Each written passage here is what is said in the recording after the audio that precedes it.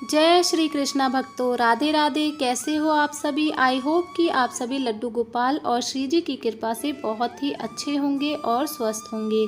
Friends, आज की जो लीला कथा मैं आप लोगों को सुनाने जा रही हूँ, ठाकुर जी ने एक बार फिर से अपने भक्तों का इस लीला कथा के माध्यम से मार्गदर्शन किया है। आज की जो लीला कथा है वो दिल्ली से नेहा जी ने हमारे साथ शेयर की है। लीला कथा को शुरू करने से पहले भक्तों, मैं आप लोगों से एक बात कहना चाहती हूँ कि वीडियो को आप लोग अंत तक अवश्य ही देखिएगा, ताकि आपको जो है पूर्ण जानकारी प्राप्त हो सके। और अगर आप मेरे चैनल पर पहली बार विजिट कर रहे हो तो मेरे चैनल को ज़रूर सब्सक्राइब कीजिएगा, ताकि ऐसी ही लीला कथाएं आप लोगों तक हर रोज़ पहुंचती रहें और आप इनका श्रवण करते रहें। फ्रेंड्स, वीडियो को लाइक ज़रूर कीजिएगा और कमेंट में राधे राधे ज़रूर लिखिएगा। तो चलिए फ्रेंड्स, लीला कथा को शुरू करते हैं। दोस्तों, नेहा जी बताती हैं कि उनकी शादी को कम से कम 12 साल हो चुके हैं और उनके घर में एक छोटे से लड्डू गोपाल हैं। ये कम से कम 4 साल पहले की बात है। उस समय उनका बेटा जो है वो भी छोटा ही था और उस समय उनके पास 2 नंबर के लड्डू गोपाल थे, जिनकी वो सेवा किया करती थी। छोटे से बाल गोपाल के लिए उनके मन में काफ़ी ज़्यादा प्रेम था और वो बहुत ही भक्ति भाव के साथ अपने लड्डू गोपाल की सेवा किया करती थी, उन्हें लाड लडाया करती थी। इसी तरह से समय बीत रहा था। नेहा जी बताती हैं कि उनके बेटे को भी लड्डू गोपाल से बहुत ज़्यादा लगाव था और वो भी लड्डू गोपाल की सेवा मेरे साथ किया करता था और उनसे अत्यंत ही प्रेम करता था। भक्तों, हम कहते हैं ना कि यदि माता पिता घर में पूजा पाठ करते हैं, अगर भगवान की सेवा करते हैं, तो बच्चों में भी वही असर आता है और बच्चे भी वैसा ही सीखते हैं। तो यही कारण था कि जब नेहा जी लड्डू गोपाल की सेवा किया करती थी तो उनका जो बेटा है वो प्रत्येक दिन उन्हें पूजा करते हुए देखता था। तो यही कारण था कि उनके बेटे को भी लड्डू गोपाल से अत्यंत लगाव था। समय इसी तरीके से बीत रहा था। कुछ समय के बाद जो है वो वृंदावन जाती हैं। वृंदावन जब वो जाती है तो वहाँ पर उन्हें लड्डू गोपाल का बड़ा स्वरूप दिखता है। जब उनका बेटा उस बड़े स्वरूप को देखता है तो वो बहुत ज़्यादा खुश हो जाता है और अपनी मम्मी से कहता है कि मम्मी, ये देखो, ये बड़े लड्डू गोपाल हैं और ये कितने सुंदर और प्यारे लग रहे हैं। हम इन्हें अपने घर ले चलते हैं और इनकी सेवा करेंगे। हमारे लड्डू गोपाल बहुत ही छोटे हैं, तो हम ये बड़े वाले लड्डू गोपाल को ले लेते हैं और अपने घर ले चलते हैं। जब नेहा जी अपने बेटे के मुंह से ये बात सुनती हैं तो उन्हें बहुत ही अच्छा लगता है और वो भी मन में ये सोचती हैं कि क्यों ना मैं ये बड़े वाले विग्रह को ले लूं, क्योंकि मेरे पास जो बाल गोपाल है वो बहुत ही छोटे हैं और इन लड्डू गोपाल को मैं लेकर इनका बहुत ही अच्छा सा श्रृंगार करके इनको लाड लडाऊंगी। तो उनके मन में भी कहीं ना कहीं उन बड़े विग्रह के सेवा का भाव आने लगता है और वो जो है वो बड़े वाले लड्डू गोपाल के विग्रह को अपने घर ले आती हैं। अपने घर ले आकर वो उन विग्रह को विराजित कर देती है और जैसे छोटे लड्डू गोपाल की सेवा कर रही थी उसी प्रकार से वो बड़े वाले विग्रह की सेवा करना भी शुरू कर देती हैं। अब नेहा जी बताती हैं कि मेरे घर में 2-2 लड्डू गोपाल हो गए थे। मुझे बहुत ही खुशी होती थी, उनकी सेवा करते वक्त मुझे बहुत ही अच्छा लगता था। मुझे कहीं ना कहीं लगता था कि मेरे जो छोटे लड्डू गोपाल थे वही बड़े स्वरूप में उन्हें मुझसे सेवा लेनी थी, इसलिए वो बड़े स्वरूप में मेरे घर पर आ गए हैं। समय इसी तरीके से बीत रहा था। लेकिन भक्तों, यहाँ पर नेहा जी बताती हैं कि जब मैंने बड़े लड्डू गोपाल की सेवा करना शुरू किया तो मेरे साथ कुछ अजीबोगरीब घटनाएं घटने लगी। जैसे कि मुझे अपने छोटे लड्डू गोपाल की अनुभूति नहीं होती थी, जबकि जब पहले मुझे अपने छोटे लड्डू गोपाल की अनुभूतियाँ हुआ करती थी, वो मुझे स्वप्न में दर्शन दिया करते थे, मेरे बेटे को भी दर्शन दिया करते थे। लेकिन जब से मैं घर में बड़े विग्रह लेकर आई थी लड्डू गोपाल के, तब से ऐसा कुछ भी नहीं हो रहा था। मुझे ये बिल्कुल अनुभूति नहीं हो रही थी कि लड्डू गोपाल मेरे घर में विराजमान है। ना ही मुझे छोटे लड्डू गोपाल की अनुभूति हो रही थी और ना ही मुझे बड़े लड्डू गोपाल की अनुभूति हो रही थी। साथ ही साथ मेरी जो तबीयत है वो भी काफ़ी ज़्यादा ख़राब रहने लगी। मुझे कहीं ना कहीं ऐसा लग रहा था कि शायद मैंने बड़े वाले लड्डू गोपाल को लाकर बहुत बड़ी गलती कर दी है। शायद मुझसे जाने अनजाने में कोई भूल हो गई है और मेरे लड्डू गोपाल मुझसे रुष्ट हो गए हैं, इसलिए वो मुझे अपने होने की अनुभूति नहीं कराते। घर में काफ़ी सारी चीज़ें बिगड़ने लगीं, उथल पुथल मच गई पूरे घर में। और मुझे इसका कारण बस यही लग रहा था कि मुझसे ना जाने क्या गलती क्या भूल हो गई है जिसके कारण ये सब कुछ हो रहा है और सारी चीज़ें ख़राब हो रही हैं। मैं काफ़ी ज़्यादा परेशान थी। इसी तरह से मैं लड्डू गोपाल की सेवा कर रही थी और समय बीतता जा रहा था। भक्तों, नेहा जी यहाँ पर बताती हैं कि आजकल सभी को पता है कि सभी सोशल मीडिया पर बहुत ही एक्टिव है। आजकल सभी के घर में कान्हा जी हैं और सभी जो है इंस्टाग्राम पर उनकी वीडियोज़ वगैरह डालते हैं, फ़ोटो वगैरह डालते हैं। तो मैंने भी जब मेरे पास बड़े विग्रह आ गए और उनका जब मैं वीडियो इंस्टाग्राम पर देखा करती थी, तो मैंने भी जो है मेरे मन में भी ये भाव आया कि क्यों ना मैं भी अपने लड्डू गोपाल का सुंदर सा श्रृंगार करके और अपने लाला की जो फ़ोटो है वो इंस्टाग्राम पर डालूं। तो भक्तों, मेरे मन में भी ये भाव आया और मैं भी कभी कभी लाला की जो है वीडियो बनाकर इंस्टाग्राम पर डाल दिया करती थी। कभी कभी मैं उनका श्रृंगार करके उनकी फ़ोटो भी डाल दिया करती थी। इसी तरीके से जैसे मैं देखती थी वीडियोस वैसे ही मैं भी डाल देती थी। लड्डू गोपाल के स्नान की वीडियो, उनके श्रृंगार की वीडियो, उनको भोग लगाने की वीडियो, तो इस तरीके से मैं उनकी वीडियो जो है इंस्टाग्राम पे डालने लगी। समय इसी तरीके से बीत रहा था। एक दिन भक्तों, संडे का दिन था और उस दिन मैं अपने बड़े वाले विग्रह को, अपने बड़े वाले लड्डू गोपाल को जो है स्नान करवा रही थी। तभी वहाँ पर मेरा बेटा जो है वो अचानक से आ जाता है और वो मुझे लड्डू गोपाल को स्नान करवाते हुए देख लेता है। जब वो मुझे लड्डू गोपाल को स्नान कराते हुए देखता है तो वो बहुत ही गुस्से में आ जाता है और मेरा बेटा मुझसे कहता है कि मम्मी तुम ये क्या कर रही हो। तब मैं उससे कहती हूँ कि क्या हुआ, तुम देख नहीं रहे हो, मैं तो लड्डू गोपाल को स्नान करवा रही हूँ। तब वो कहता है कि मम्मी तुम ये बिल्कुल गलत कर रही हो, ये तुम बिल्कुल भी अच्छा नहीं कर रही हो। लड्डू गोपाल को तुम इस प्रकार से स्नान क्यों करवा रही हो। लड्डू गोपाल ने देखो बिल्कुल भी कोई कपड़े नहीं पहने हैं और लड्डू गोपाल को कितनी लज्जा आती होगी, वो कितने बड़े हैं। अगर कोई हमारे साथ ऐसा करे और ऐसे में ही तुम उनकी फ़ोटो और वीडियो बनाकर जो है लोगों को दिखाती हो, इंस्टाग्राम पर डालती हो, उन्हें कितनी लज्जा आती होगी। अगर कोई हमारे साथ ऐसा करे तो हमें कितना बुरा लगेगा। और लड्डू गोपाल भी कितने बड़े हैं, जब तुम उन्हें इस तरीके से निर्वस्त्र करके स्नान करा रही हो तो लड्डू गोपाल को बिल्कुल भी अच्छा नहीं लगता, उन्हें बहुत ही बुरा लगता है, उन्हें बहुत ज़्यादा गुस्सा आता है। भक्तों, नेहा जी बताती हैं कि मैंने उतने गुस्से में अपने बेटे को पहली बार देखा था और वो इतनी समझदारी के साथ बातें कर रहा था कि मैं तो मेरी तो समझ में ही नहीं आ रहा था कि मेरे बेटे को क्या हो गया है। अचानक से वो इतने बड़ों की तरह बातें कैसे कर रहा है और इतने गुस्से में मैंने अपने बेटे को पहले कभी नहीं देखा था।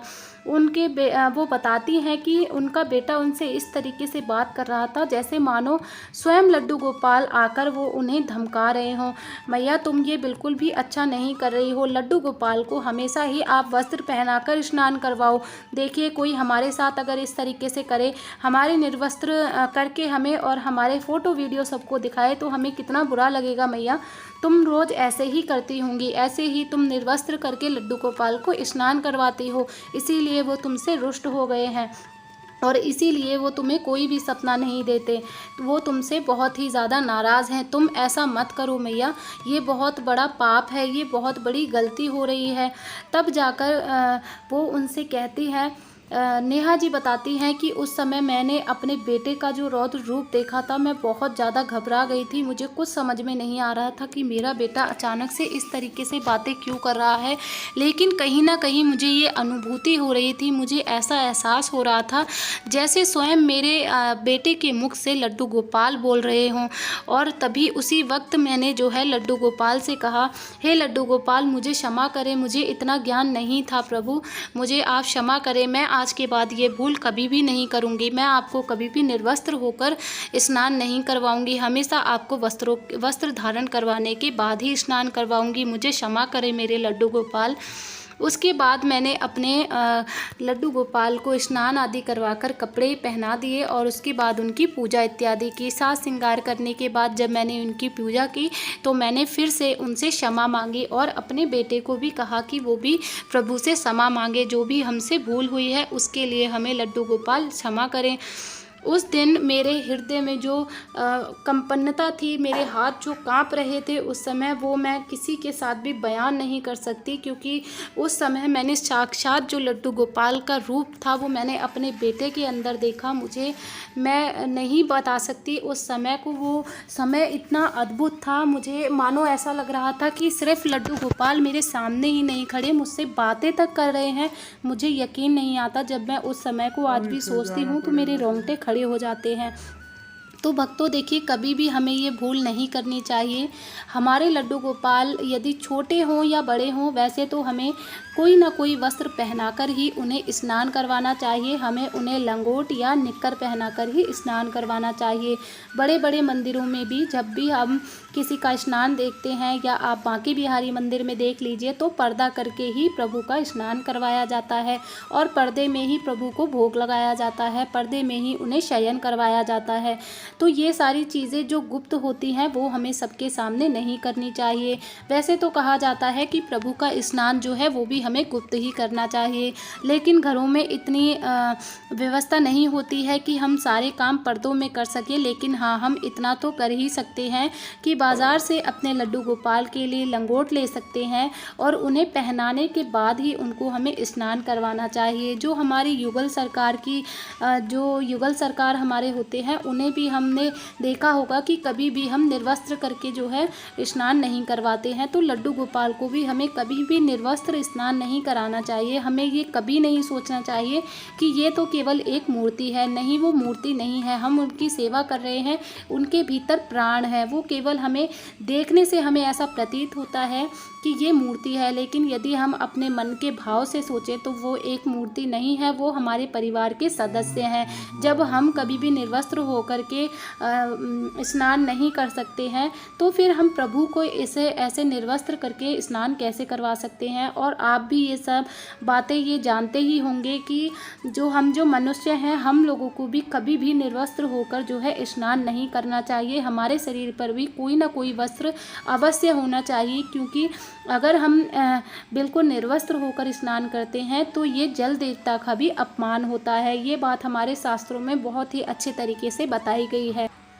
भक्तों, यहाँ पर मैं आपको एक बात अवश्य ही बताना चाहूँगी कि कभी भी हमें अपने लड्डू गोपाल को स्नान का वीडियो, उनको जब हम स्नान करवाते हैं उस समय का वीडियो हमें कभी भी सोशल मीडिया पे अपलोड नहीं करना चाहिए। और दूसरी बात, जब हम उनको भोग लगाते हैं, उनकी भोग की थाली का वीडियो भी हमें कभी भी बनाकर अपलोड नहीं करना चाहिए, क्योंकि ये कहीं ना कहीं गलत है। देखिए, प्रभु को जब हम भोग लगाते हैं और उनको स्नान इत्यादि करवाते हैं तो वो पर्दे में कराया जाता है। यदि सोचिए, अगर हम उनको भोग लगा रहे हैं, हमने भोग की थाली उनके सामने रखी और हम उनका वीडियो बना रहे हैं, जबकि हमें उन्हें भोग लगाने के बाद, उनसे आग्रह करने के बाद पर्दा कर देना चाहिए कि प्रभु आप भोग ग्रहण कीजिए। लेकिन हम ऐसा ना करके भोग की थाली उनके सामने रखकर हम उनका वीडियो बना रहे हैं, तो प्रभु भोग ग्रहण कैसे करेंगे। और वो भोग ग्रहण नहीं कर रहे हैं और हम अपना वीडियो बना रहे हैं। तो फ्रेंड्स, ये कहीं ना कहीं गलत है, तो ऐसा मत कीजिए। यदि आप लड्डू गोपाल की सेवा कर रहे हो तो पूरी श्रद्धा भाव के साथ कीजिए। हाँ, आप उनको स्नान करवाने के बाद सुंदर से वस्त्र पहनाकर उनका श्रृंगार करने के बाद उसके बाद आप उनका वीडियो बनाइए। इसमें कोई बुराई नहीं है, कुछ भी गलत नहीं है। लेकिन स्नान करवाते वक्त और उनकी भोग की जो थाली है उसका वीडियो आप कभी भी बनाकर मत डालिए। ऐसा करने से हमारे लड्डू गोपाल जो है रुष्ट हो जाते हैं, और फिर जब हमारे भगवान रुष्ट हो जाते हैं तो हमारे जीवन में कुछ भी अच्छा नहीं होता। और ये छोटी छोटी चीज़ें होती हैं जो हमें पता नहीं चलती हैं, और इनकी वजह से हमारे जीवन में जो है गलत घटनाएं घटने लगती हैं और हम इन्हें समझ नहीं पाते हैं।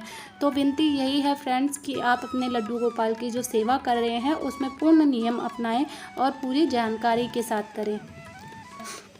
तो फ्रेंड्स, यहाँ पर मैं आप लोगों से यही कहना चाहूँगी कि यदि आप लड्डू गोपाल की सेवा करते हैं और अभी तक आपसे ये भूल हो रही थी, तो लड्डू गोपाल की कृपा से आपका ये मार्गदर्शन हुआ है और ये जानकारी आप तक पहुँची है। तो आप इसे अपनी पूजा में अवश्य ही शामिल करें। देखिए भक्तों, जब हम लड्डू गोपाल की सेवा करते हैं ना, तो हम अपना पूरा भाव उसमें, अपना पूरा मन, अपना तन जो है पूरा सब कुछ समर्पण करने के बाद ही उनकी सेवा करते हैं। तो कहीं पर भी भूल या चूक ना हो उनकी सेवा में, ये ध्यान रखना हमारा कर्तव्य है। और ये कोई इतने बड़ी जिम्मेदारी नहीं है जिसे हम पूरा नहीं कर सकते। क्या हम अपने बाल गोपाल के लिए इतना भी नहीं कर सकते? क्या हम उनके लिए इतनी छोटी छोटी चीज़ें हैं जो हम उनके लिए करते हैं और उससे हमारे बाल गोपाल बेहद ही खुश होते हैं। छोटे छोटे नियम है बाल गोपाल की सेवा के, कोई इतने बड़े नियम नहीं है कि हम जिन्हें निभा नहीं सकते, जिन्हें हम कर नहीं सकते। और मेरा मानना तो यही है, यदि हमने लड्डू गोपाल को अपने घर में विराजमान किया है तो फिर हमारे लिए कोई भी चीज़ कठिन नहीं है। हम उनकी सेवा कर पा रहे हैं, हमें उनका सौभाग्य प्राप्त हुआ है, तो उनकी कृपा से हमारे लिए उनकी सेवा में कुछ भी करना कठिन नहीं है। हम उनकी सेवा में कुछ भी कर सकते हैं। ये हमारे ऊपर लड्डू गोपाल का आशीर्वाद होता है कि हम लड्डू गोपाल को अपने घर में लाए हैं और वो हमसे सेवा ले रहे हैं। तो भक्तों, यहाँ पर बस थोड़ा सा ध्यान रखिए और अपने लड्डू गोपाल की जो सेवा है वो उसमें थोड़े छोटे छोटे से जो नियम है उन्हें आप पूर्ण रूप से अपनाइए। भक्तों, आज की ये लीला कथा आप लोगों को कैसी लगी, आप लोग हमें कमेंट करके ज़रूर बताइएगा। और जिन लोगों को इस लीला के माध्यम से जो जानकारी प्राप्त हुई है, किस किस को इस जानकारी के बारे में नहीं पता था, वो भी हमें कमेंट करके ज़रूर बताइएगा फ्रेंड्स। और बहुत बहुत धन्यवाद नेहा जी का, जो उन्होंने ये लीला हमारे साथ शेयर की, ताकि ये लीला जो है सभी भक्तों तक पहुंच पा रही है। कुछ लोगों को इस चीज़ का ज्ञान नहीं भी होता है। बहुत सारे लोग होते हैं जिन्हें सारी चीज़ें पता है, लेकिन काफ़ी सारे लोग ऐसे भी होते हैं जिन्हें कुछ चीज़ें, कुछ नियम नहीं पता। तो उन लोगों से भी ये भूल ना हो, इसीलिए ठाकुर जी ऐसी छोटी छोटी लीलाएं करते हैं और भक्तों के द्वारा ही एक दूसरे के पास उन्हें पहुँचाते हैं, क्योंकि भगवान नहीं चाहते कि उनकी पूजा में उनके ही भक्तों के हाथों कोई भूल हो और कोई अपराध हो। क्योंकि जितना प्रेम हम भक्त अपने प्रभु से करते हैं, उतना ही प्रेम हमारे प्रभु भी हमसे करते हैं। हम जिस भी रूप में उन्हें अपने घर में विराजमान करते हैं, जिस भी रूप में हम उनकी सेवा करते हैं, जो भी हम उनसे संबंध या रिश्ता बनाते हैं, उसी रिश्ते के साथ, उसी प्रेम भाव के साथ हमारे ठाकुर जी भी हमारे साथ रम जाते हैं और उसी प्रेम भाव से वो हमारी सेवा लेते हैं। तो इसीलिए वो भी नहीं चाहते कि मेरे भक्त से कोई भूल हो, कोई अपराध हो और उसका दंड उसे भोगना पड़े। तो इसीलिए दोस्तों, जब भगवान हमारे बारे में सोचते हैं तो हमें भी भगवान के लिए उतना ही प्रेम और भाव से सोचना चाहिए और उनकी पूजा में समर्पण होकर सारी चीज़ें समर्पण करनी चाहिए। और वैसे भी जो उनका है, हमें जो भी अपने जीवन में मिला है वो सब उनका ही है और उनकी चीज़ें उन्हीं को अर्पण करने में कैसी झिझक।